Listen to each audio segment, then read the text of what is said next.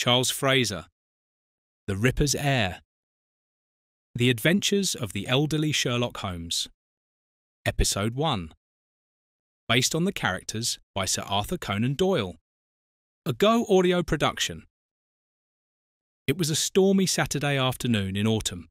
The trees swayed in the wind, and the rain lashed against the windows. Grey smoke crept up from the chimneys of Baker Street, instantly merging with the tumult of wind and rain to become one. It was late afternoon, and the warming light shone from the neighbouring windows. A faint glimmer of light also found its way outside from 221B. Sherlock Holmes sat in his favourite chair and stared motionlessly at the candle which had almost completely burnt down. His right hand rigidly clutched his unadorned cane. There was a knock at the door. There was a second and a third knock. Yet Holmes showed no reaction. It seemed as though his thoughts were dwelling in other realms. Alice Miller opened the door a crack, paused for a moment, and then pushed it fully open with her elbow. In her hands, she carried a tray with a bowl of steaming hot chicken soup. Edward Miller, her husband, remained standing in the doorway, allowing his wife to go first as she approached Sherlock Holmes, who sat with his back to the door, with determined steps. "But, Mr. Holmes, you're sitting here almost in the dark." Alice's gaze fell upon the side table, where the breakfast she had thoughtfully laid out for him this morning remained untouched.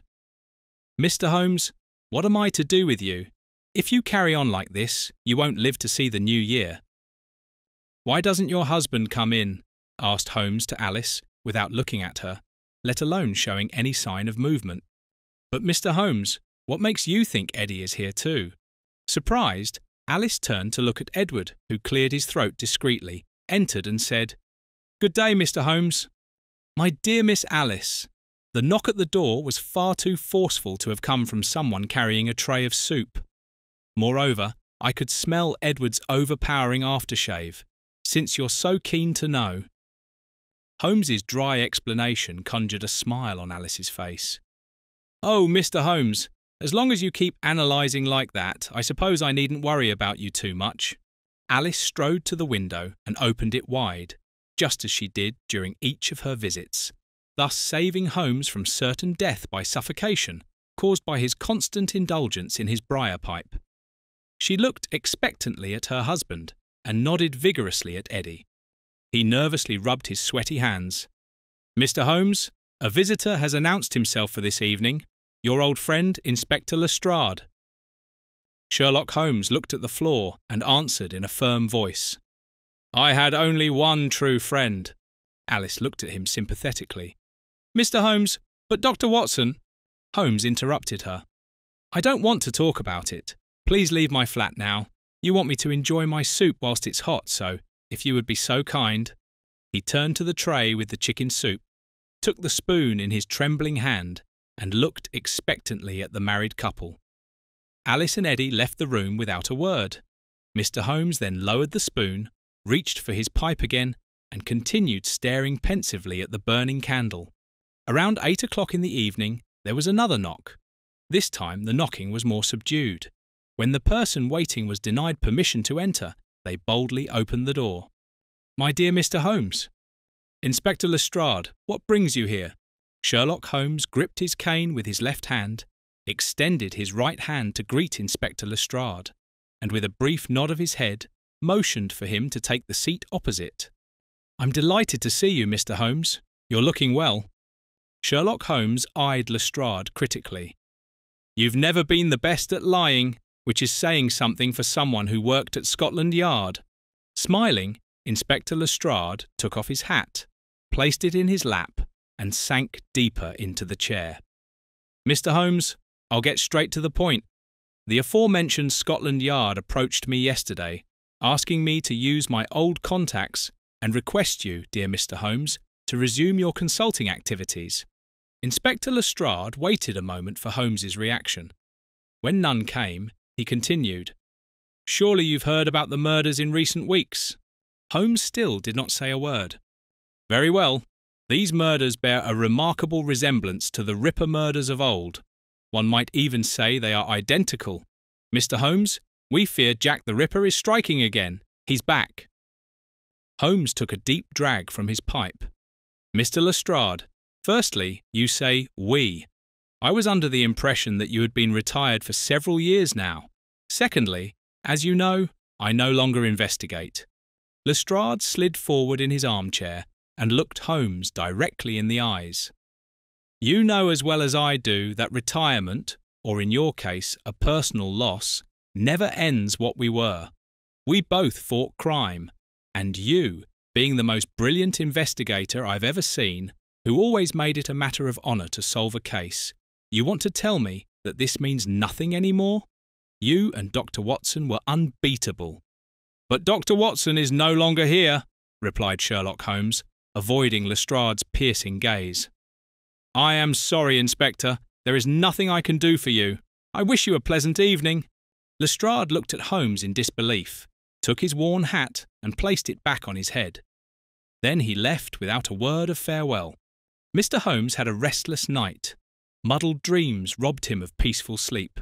When he finally found rest in the late morning hours, there was another knock at the door. 3 times, in quick succession. Good morning, Mr. Holmes, it's me. Sleepily, Holmes opened his eyes, wiping his face with a yawn before fumbling for his cane with his right hand, slowly dragging himself out of bed, hastily throwing on his dressing gown and opening the door. Good morning, Billy, my boy. You're rather early today. Mr. Holmes, you smoke far too much. It's already well past 10 o'clock. Speaking of smoking, here's your delivery. Billy handed Holmes a brown package full of cocaine. Have you heard the latest? Yesterday in Whitechapel, Jack has struck again. Mr. Holmes opened the top drawer of his desk and handed Billy some banknotes. As you must have noticed, I've only just got up, so no, I haven't heard anything about that, and I'm not interested either. Holmes turned away and his gaze searched the room for his pipe. That doesn't interest you? How can you say such a thing? You, the greatest detective of all time, and good Lord, those innocent women. Billy stared at Holmes in outrage. My boy, this no longer concerns me. Holmes had now found his pipe and was promptly filling it from part of the new supply. Meanwhile, Billy rummaged through his newspaper bag, took one out, and thrust it under Sherlock Holmes's nose. Here, read it yourself. Poor Annie, butchered and disembowelled. I'm certain you could help. You could prevent this from happening again. But what are you doing? You're sitting here, staring into space and clouding your mind. You don't want to help. You'd rather feel sorry for yourself. Heaven knows why. Good day to you, Detective Holmes. Contemptuously, Billy swung his newspaper bag over his shoulders and turned on his heel. Left behind was a bewildered Holmes, who sank into his favourite armchair and rested his head in his hands. Billy was right. That cheeky little brat, who by God deserved a good spanking, was right. What a pitiful shadow of my former self I have become. Holmes's gaze was clear. He straightened his shoulders, gripped his walking stick firmly, stood up, and prepared himself to go out. Then he left, for the first time in months, his flat. Lestrade, take me to Annie's crime scene at once. Inspector Lestrade stood bewildered opposite Sherlock Holmes. Mr. Holmes, what brought about this change of heart? But no, don't explain it to me. I'm simply glad that you've changed your mind after all. A hopeful smile spread across Lestrade's face as he took hold of Holmes's shoulder and helped him through the hallway and out onto the street. He immediately hailed the nearest hansom cab. My dear Mr. Holmes, let us not waste any more time. After a few seconds he added, But does your state of health even permit us to depart straight away? What do you think? Holmes sounded slightly offended. I may walk with a cane, but I'm not as blind as a mole in daylight. Now it was Lestrade who ducked his head, feeling stung. Holmes explained, It's the way you furrow your brows. When the two finally took their seats in the hansom cab after minor difficulties and the driver set off for Whitechapel, Holmes immediately spoke up. Inspector Lestrade, you must tell me everything in precise detail. What do I need to know? Describe to me even the most insignificant minutiae. I can tell you that Annie Hutchins is already the 3rd murder victim. You probably know this from the newspapers already.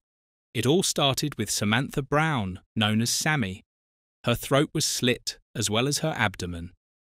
She was found by her pimp in one of the hourly rooms after she hadn't appeared for quite some time. The second victim, Margaret Long, known as Maggie, was found 22 days after Samantha. Her throat and abdomen were also slit, though in her case, the killer had rummaged through her intestines. She was found in a back room of the Bandits Bar. Our victim from yesterday, Miss Annie Hutchins, was discovered yesterday around 9 p.m. by her sister Amanda in a side street of Whitechapel. Amanda was worried about Annie, as she hadn't shown up at their agreed meeting point at 7 p.m. The two sisters work in the same profession, and Amanda knew that Annie wanted to meet someone beforehand. She then checked all the bars and pubs until she finally found her. A street dog wouldn't stop barking. Amanda turned into the street where she heard the dog and came upon her sister, slit open and eviscerated. The colleague said that some organs were missing. Sherlock Holmes listened attentively. "Tell me, Inspector, what was the crime scene like? Rather orderly, if one can even make such a claim about such a gruesome act, or chaotic?" "You're asking me too much there, Mr. Holmes, but I think you can see for yourself shortly. As far as I know, not much should have happened at the crime scene yet. The new lead investigator, Thomas Wolford, only arrived in Whitechapel around noon." "Excellent!" Holmes leaned back relaxedly. A kind of euphoria, which he hadn't felt for a long time, spread within him. "Oh, Holmes, old chap, do you remember, about 30 years ago, when the name Jack the Ripper first emerged? You, Watson and I, we were so close." But Holmes wasn't listening to Lestrade anymore. He was already lost in his own thoughts. "Inspector Lestrade, there you are at last. We've been expecting you." Inspector Thomas Wolford came running towards them until he stopped abruptly. "Mr. Holmes, it is an honour. We had all hoped to secure your services for this case." Wolford extended his hand in greeting. Thomas Wolford was a giant of a man. He was in his late 30s, dressed darkly, with short black hair and compassionate grey eyes. "Mr. Wolford, please take me to the body." Wolford nodded. Holmes didn't want to waste any time. In the farthest corner of a shabby, dusty side street, which countless rats called their home, lay Annie's lifeless body, covered with a cloth. Holmes stepped towards the body, hesitating for a brief moment before slowly pulling back the cloth from Annie Hutchison. He paused again for an instant, before his eyes were able to observe and process what lay before him. "Poor girl," he whispered. Lestrade, who stood beside him, gently placed his hand on his shoulder and said, "None of us thought we would ever have to see another victim of Jack the Ripper." Holmes's gaze swept across the surrounding crime scene. Then he turned to face the two waiting men. "This is not the work of our old acquaintance Jack. Someone else is responsible for this." Inspector Wolford and the retired Lestrade looked at each other in bewilderment. "Mr. Holmes, are you quite certain?" "Gentlemen, there is no doubt in my mind. First, let's examine Miss Annie's body. Do you see the cut across the throat? It's only deep enough to sever the main artery, causing the victim to die from blood loss. In Jack's victims, however, the cut was so deep that in all 5 cases, it even severed the windpipe. Now, let's look at the abdominal area. With Jack, the cut was entirely different. It extended well above the navel and down to the private parts. Here, only the abdominal wall has been opened, and from what I can see, parts of the intestines have been removed. Am I correct in assuming that the rats were allowed to have their feast here?" "Yes, Mr. Holmes. Right here." Wolford pointed with disgust to the opposite corner of the alley. "This is where the rats feasted upon some fleshy matter. We assume these were parts of the removed intestines." "But Mr. Holmes," Lestrade interjected, "we now have the 3rd victim, and the brutality is escalating with each incident, just as it did with Jack the Ripper. Wouldn't that point to Jack again?" "No, Inspector Lestrade, I don't believe that at all. This killer is increasing his brutality from crime to crime. This is quite natural and common among many perpetrators. Jack the Ripper did the same. You're right about that. but Jack the Ripper has already committed so many murders and atrocities. I don't believe he would start again so harmlessly as with Samantha Brown, with merely a slashed throat and abdomen. No, no, this is the work of a new murderer. Clearly, there is a connection to the Ripper murders, but the perpetrator is new.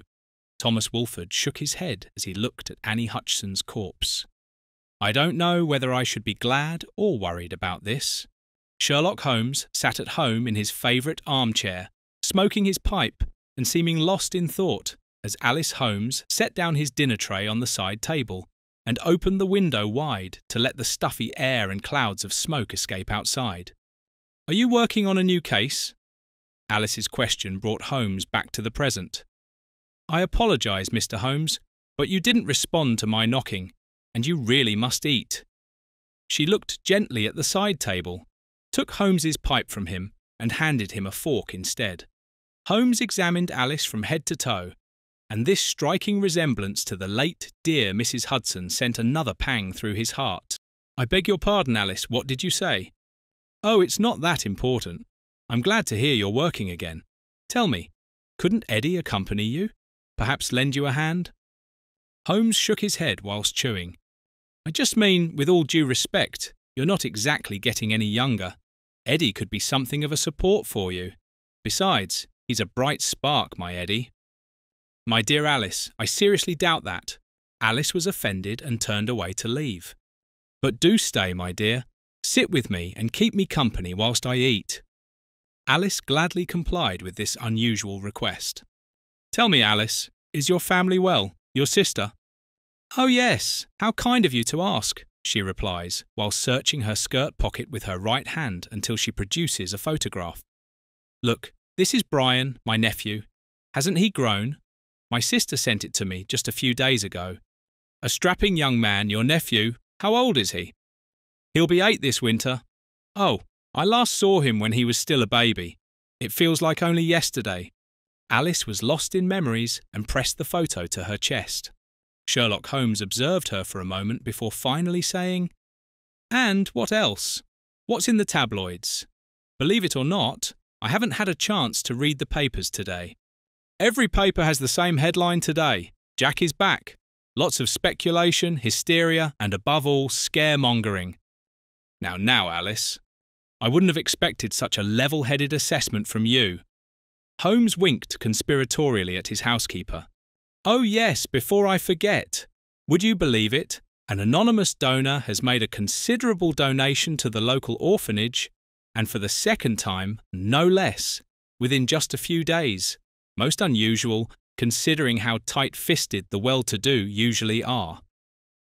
Holmes abruptly stopped eating and wiped his mouth with the napkin. Mr. Holmes, is the food not to your liking? Alice asked with concern. No, that's not it. I must head out again. Holmes felt for his walking stick and was about to stand up. At this hour, it's already dark.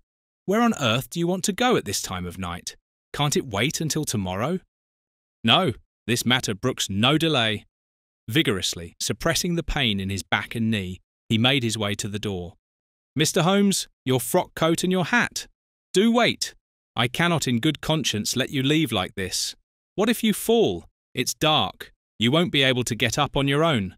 At least take Eddy with you as a precaution. Allow him to accompany you. At that moment, Holmes cursed his advanced age and the increasing infirmities that came with it. But he hated even more having to take Eddy along. Yet Alice was right. What if he fell? It would be virtually impossible for him to get up on his own. Very well then, for Alice's sake. Tell him to hurry up, and he should quickly arrange for a carriage. Mr. Holmes, where are we actually going? Eddy fidgeted euphorically in his seat. You'll find out soon enough, Holmes replied tartly. Eddy nervously smoothed down his jacket and ventured another attempt. But if I knew where we were heading, we could exchange our thoughts about the case. I believe I could be of great help to you in this matter. You shouldn't completely disregard my perspectives. Dr. Watson, how I miss you, dear old friend, thought Sherlock Holmes, and signalled Eddy to stop with a wave of his hand. We are on our way to Amanda Hutchinson's, the sister of the last victim Annie Hutchinson's. And with that, Eddy had to be content. Holmes was already lost in thought again, and one didn't need to know Sherlock Holmes particularly well to understand that he must not be disturbed at this point. After a silent, bumpy journey through the darkness, they had finally reached their destination. Eddy helpfully offered Holmes his hand while getting out. The two of them stood in front of a multi-story building in Whitechapel. Eddy looked anxiously left and right. "Looking around here, I rather think it would have been more sensible to wait until tomorrow morning. Are you armed, by any chance?" "Oh yes. If I hold my walking stick perfectly horizontal and press firmly 4 times here on the handle, it will fire." "Really?" Eddy shot Holmes a disbelieving look. "What did you say to me in the carriage? I should not disregard your viewpoints. Now tell me, what are your viewpoints regarding my shooting walking stick?" Holmes shook his head in amusement.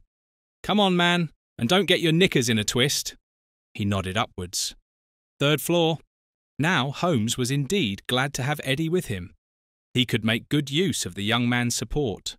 Holmes's knee was hurting, and his limp was getting worse.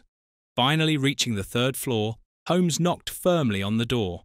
It took a while before the door opened, but both of them stood frozen in their tracks. Amanda Hutchinson's was holding an enormous knife, pointing its tip directly at Eddy's eye. "Not one step further," she growled. While Eddy stood frozen and pale as a sheet, Holmes took the situation with humour. "Eddy, you wanted someone who was armed. Well, you've found them." Then he addressed Amanda. "Mrs Hutchinson's, if you'll permit me, my name is Sherlock Holmes, and this is my—" Holmes gestured towards Eddy. "Well, what are you exactly? This is my, let's say, companion and protector, Edward Miller. I work as a consultant for Scotland Yard and was at your sister's crime scene this afternoon. I would like to express my deepest condolences." "Thank you," was Amanda Hutchinson's curt reply, whilst keeping the knife raised without lowering it a millimetre. "Would you be so kind as to put the knife aside? While looking at both of you, I suppose I needn't be too frightened. You're elderly, and your companion is a coward. You may well be right about that, miss. Might I nevertheless ask you a question?" "What's this about, then?" "I want to bring your sister's murderer to justice." "Come in." Amanda stepped aside and cleared the doorway. "Do have a seat. Would you like something to drink?" Holmes and Eddy sat down on 2 bulky wooden armchairs placed side by side. "Tell me, Amanda, how long have you been back from Australia?" Amanda dropped her glass in shock. "How do you know that? I haven't mentioned this to anyone." "Well, firstly, your noticeably tanned complexion. One can hardly achieve that in London in November. Secondly, you sleep here on the sofa. A blanket and feather pillow are at the ready. This means you don't have your own room or bed in your sister's flat, which suggests that your sister rented the flat on her own. Thirdly, there are 20 Australian pence on your table. Fourthly, you greeted us with a bush knife in your hand. From this, I deduce that you had a very long stay in Australia and have only recently returned." "To be precise, I've been back in London for 3 weeks. You are absolutely right," Amanda admitted, impressed.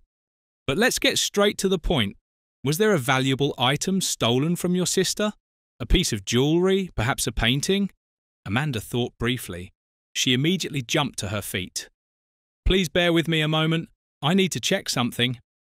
And at once she disappeared into the adjacent room, presumably Annie's room. "Mr. Holmes, I can hardly believe it," she called excitedly from the other room before returning in distress. "The watch!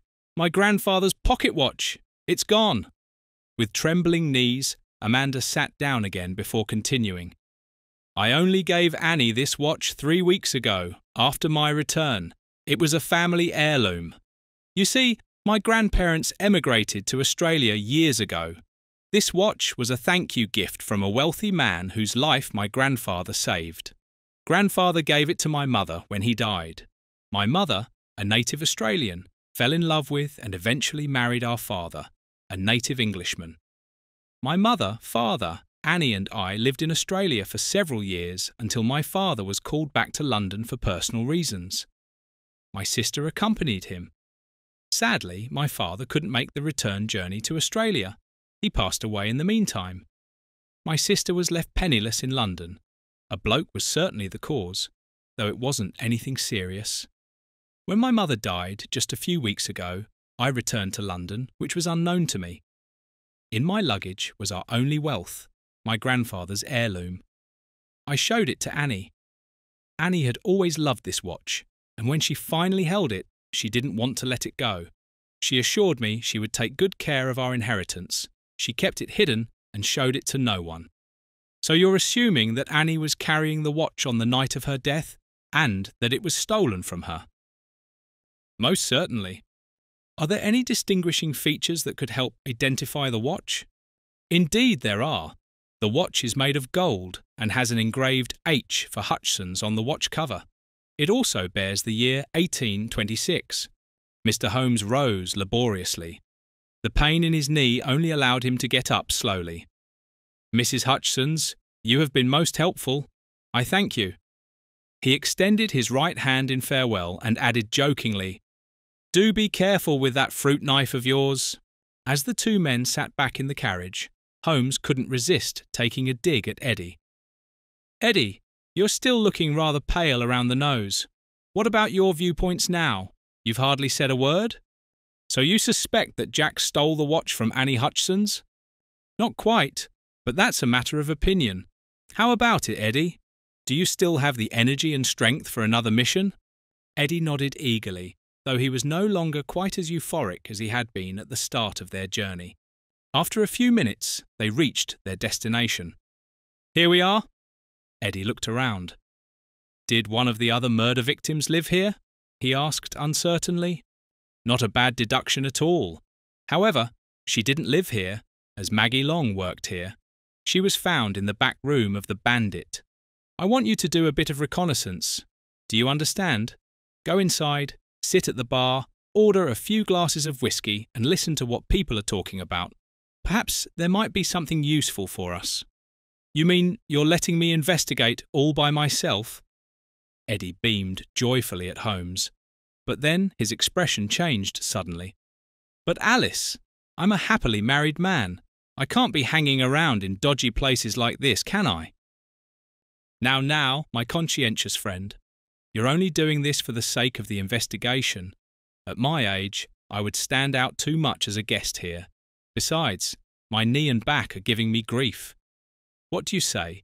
You continue investigating while this old man gets some rest, and tomorrow morning we'll have breakfast together, and you can tell me all about your detective work. At the word detective work, Eddy's eyes began to sparkle.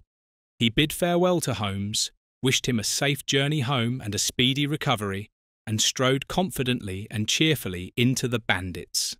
Holmes, however, had no intention of heading home yet. No, first he had another address to visit. He instructed the coachman and vanished into the night. In the morning of the following day, Holmes was already sitting in Alice's kitchen waiting for Eddy. Really, Mr. Holmes, how could you possibly drive my Eddy into such a disreputable establishment? Calm down, Alice. I'm certain he had a good time. Holmes patted her hand reassuringly. Nothing happened to him, and this was absolutely essential for our investigation. Marked by the previous night, Eddy appeared at the breakfast table. Yawning tiredly, he reached for the steaming cup of coffee. Now then, Eddy, do tell us at last. How did you fare yesterday? Were you able to discover anything relevant for us? What were the topics of conversation in the pub? Holmes felt as though he had to drag every word out of Eddy. While Eddy was buttering his toast, Holmes stuck to his tea and watched him closely. Eddy was visibly enjoying having Holmes's full attention. He took a pleasurable bite of his jam on toast and chewed thoroughly before finally speaking. Topic number 1 is, of course, Jack the Ripper and the murders. Oh, you don't say, Holmes interjected, imperceptibly shaking his head. Indeed, and everyone agrees that, as previously mentioned, Jack the Ripper is responsible for it.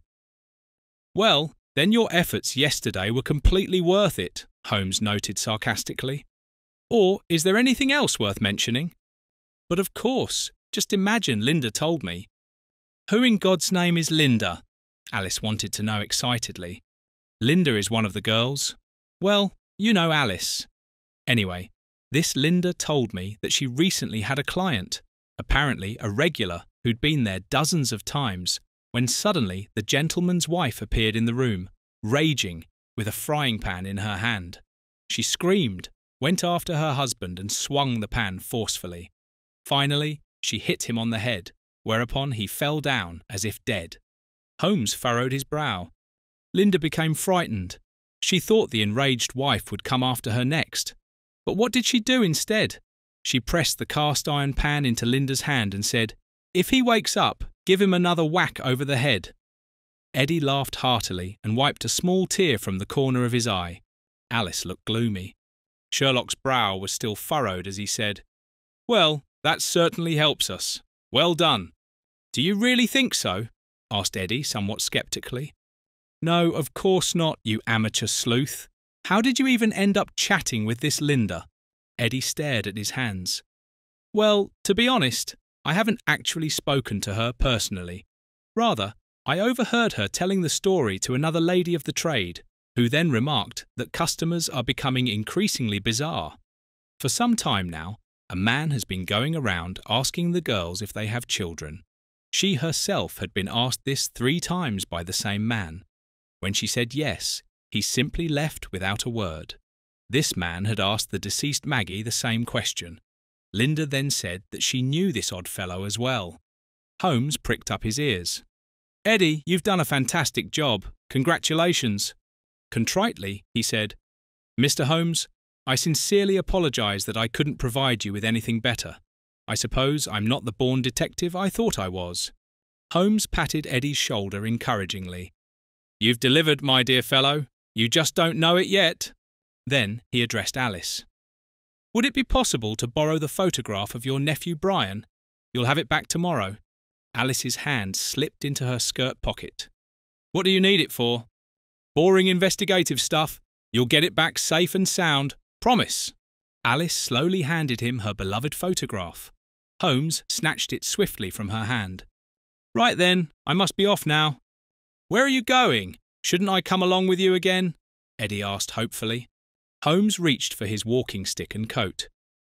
"My dear fellow, you need to get some proper rest first. I can handle this on my own. As it happens, I have an appointment with your Miss Linda.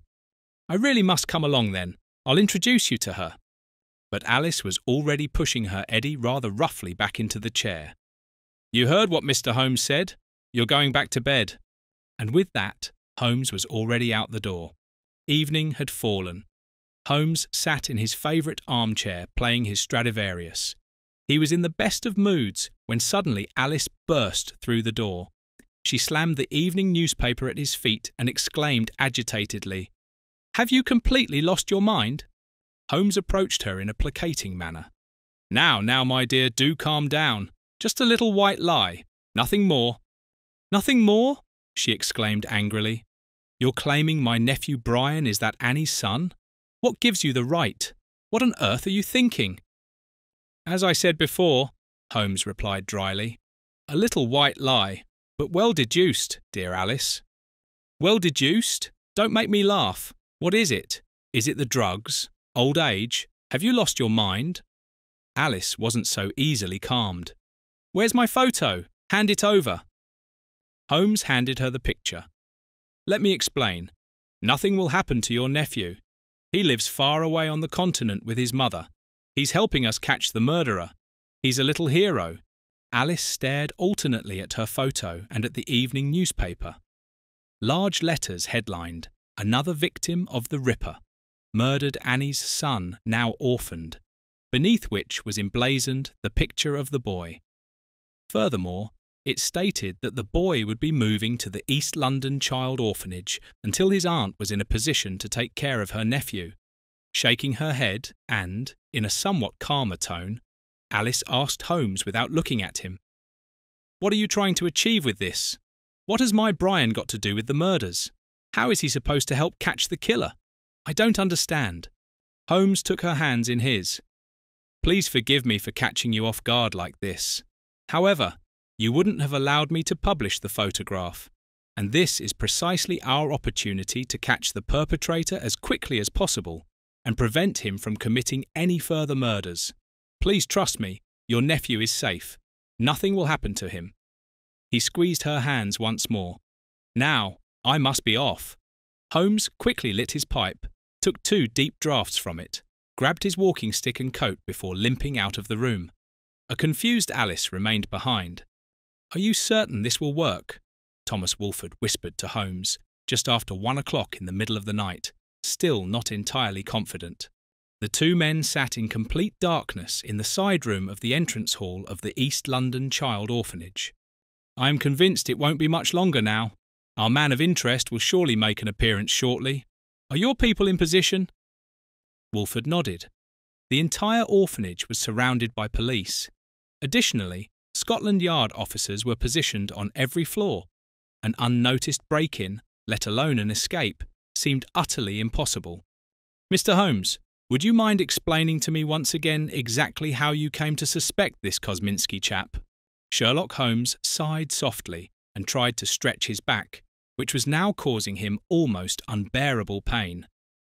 Aaron Kosminski was one of the main suspects back in 1888, during the Whitechapel murders. I remember it all too well. Kosminski was mentally ill and suffered from hallucinations. My friend, Dr. Watson. Holmes faltered and imperceptibly lowered his head. Dr. Watson examined him personally. I remember his boy quite well.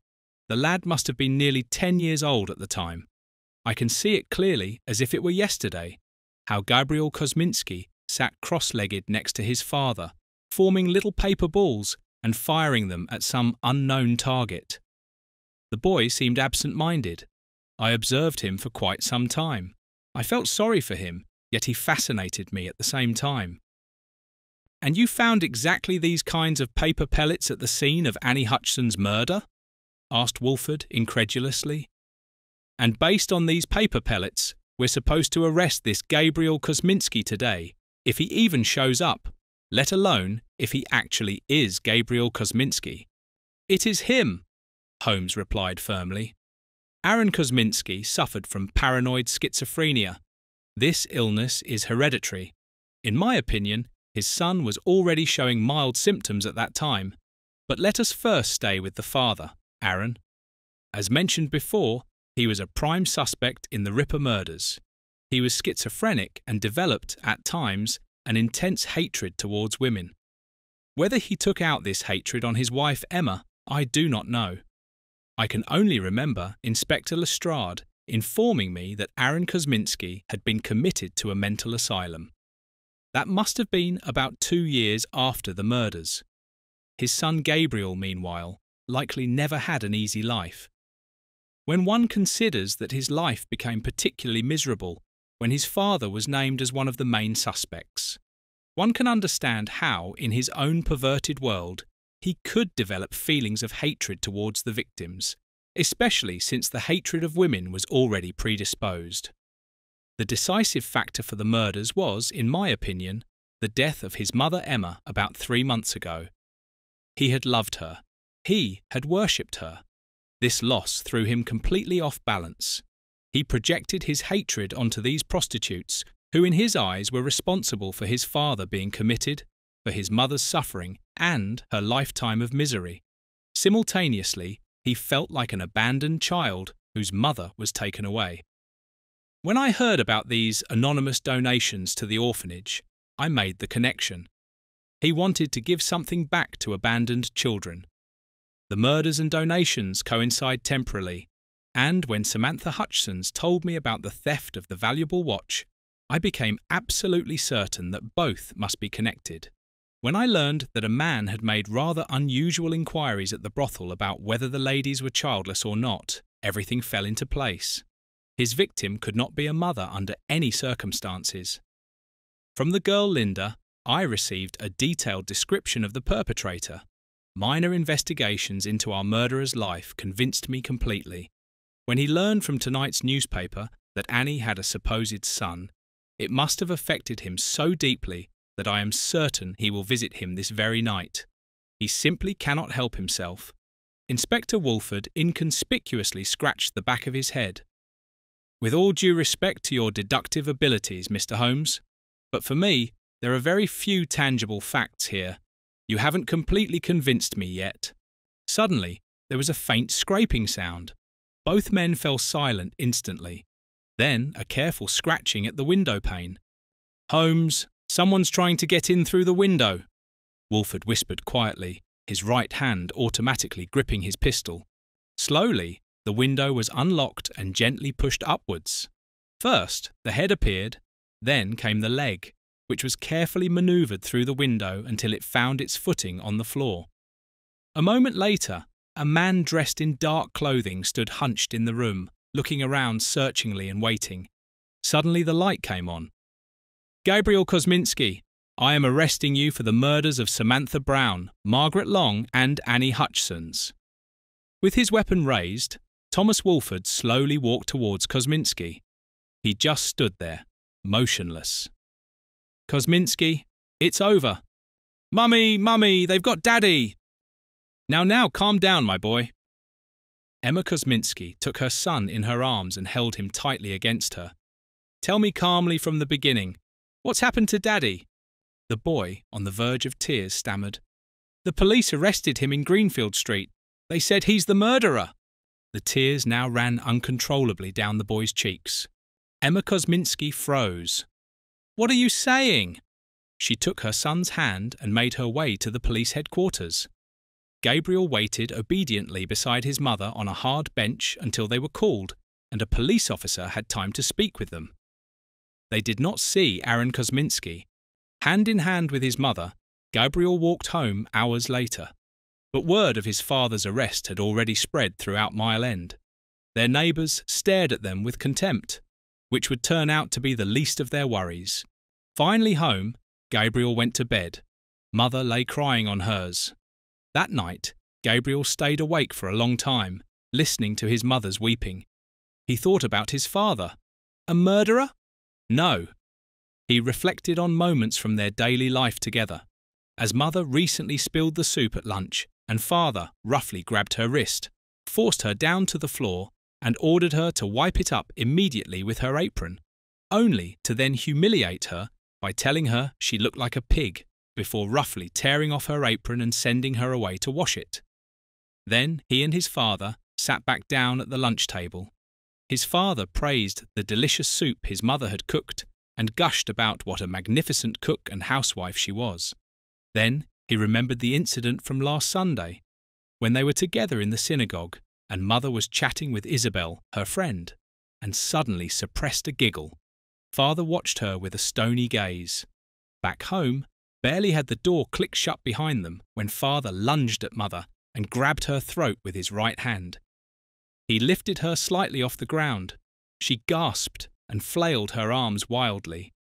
He, Gabriel, tugged at his father's trouser leg, but his father took no notice of him. Suddenly, the nightmare was over. His father released his mother, tenderly stroked her cheeks while tears streamed down them and she gasped for air. He complimented her, saying how lovely she looked today and how he loved her enchanting laugh. Then he turned, left the room, and the incident was never mentioned again. Gabriel heard his mother crying again.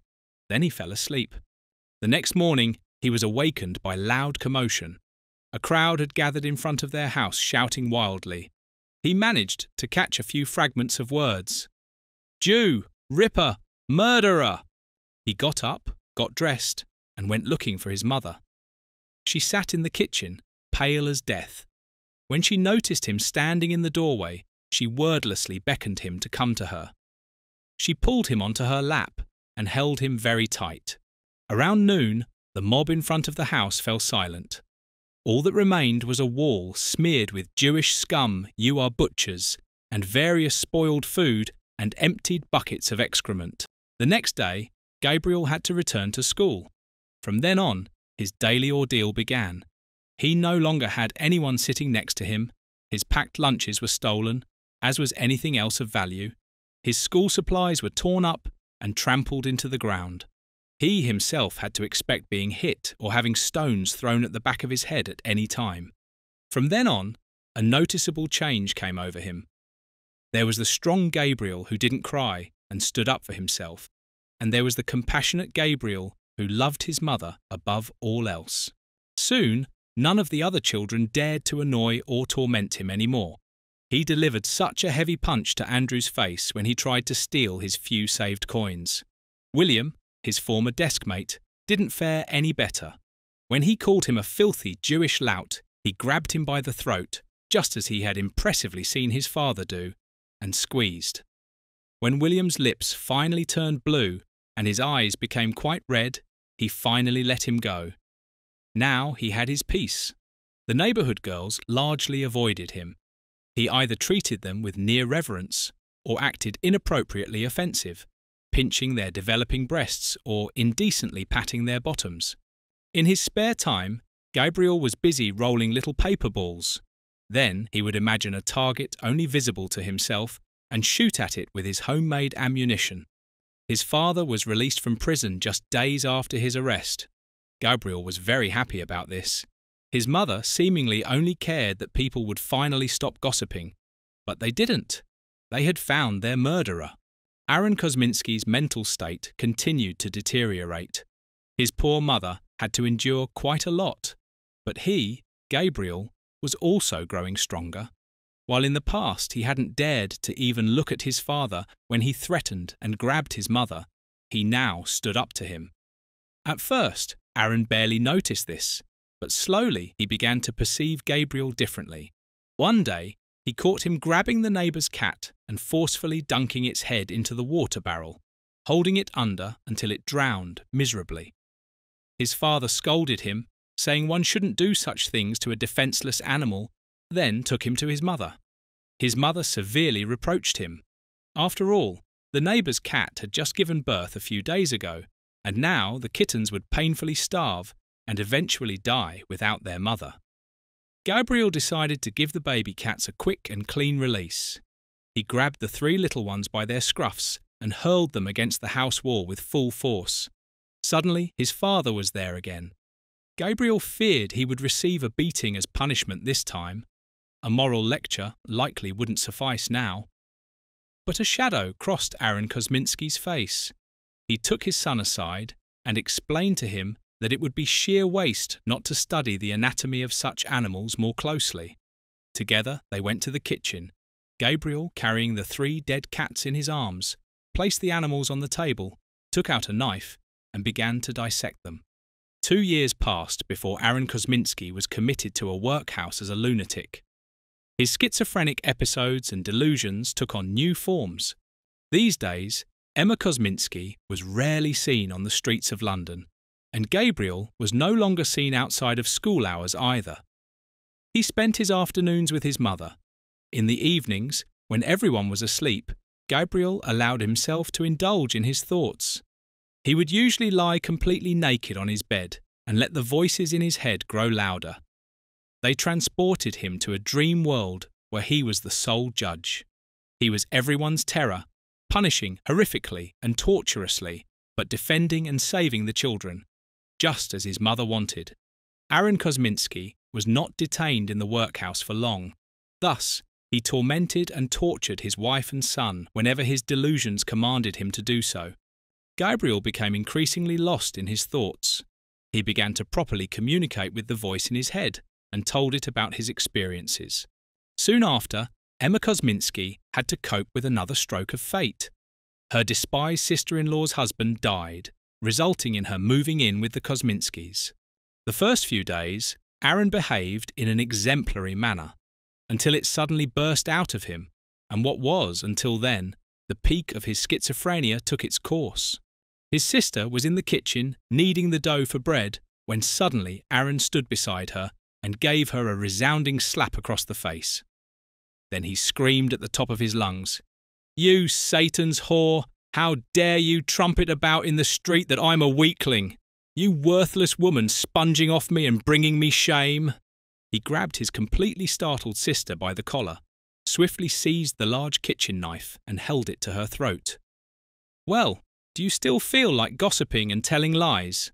His sister croaked as he pressed the knife more firmly against her throat, causing a thin trickle of blood to run down her décolletage.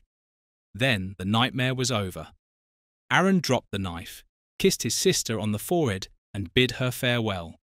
Following this, Emma summoned all her courage, went to the police and filed a report. Aaron Kosminski was taken to a mental asylum without resistance, where he would remain until his death. When Emma Kosminski succumbed to her pneumonia, her son Gabriel sat at her bedside holding her hand. He kissed her goodbye one last time. He wrapped her head with a cloth, as is Jewish custom, covered the mirror, and lit a candle on the bedside table. He left his mother's bedchamber without looking back one final time, went to the kitchen, pocketed the large knife, emptied the washtub by the door, and never returned. He roamed the streets of London, guided by that one voice which, since his mother's death, had never been quiet enough for him to ignore. No, it was omnipresent. The voice made him review his life. Of course, his father wasn't an easy man, but everything became so much worse when he was accused of the murders. His poor mother had to endure so much. And him? What did he have to endure? And it was all because of those damned whores. If it hadn't been for them... "Hey, sweetie, you look rather sad. Shall I cheer you up a bit?" A cheaply dressed girl made the voice in Gabriel's head fall silent for a brief moment. He looked up and asked her, "What's your name then?" "Samantha. But for you, my darling Sammy, come with me." She took his hand. "I've got a cosy little room. If you'd like, I can make you happy there." Gabriel hesitated for a moment, but then the voice spoke up again. "Oh yes, let her make you happy." Holmes sat in his favourite armchair smoking his pipe. There was a knock at the door. Alice and Eddy came in carrying a fully loaded food tray. Eddy placed 3 glasses on the small table and opened the bottle of wine they had brought. "Mr. Holmes, let's raise a toast." Eddy handed Holmes a glass. "We have reason to celebrate. Our first case together." Sherlock Holmes appeared dejected, almost melancholic. "But Mr. Holmes, what's the matter with you? You ought to be happy." Alice chimed in. "You've done it again. The legendary Sherlock Holmes has solved yet another mystery." "With my help," Eddy interjected.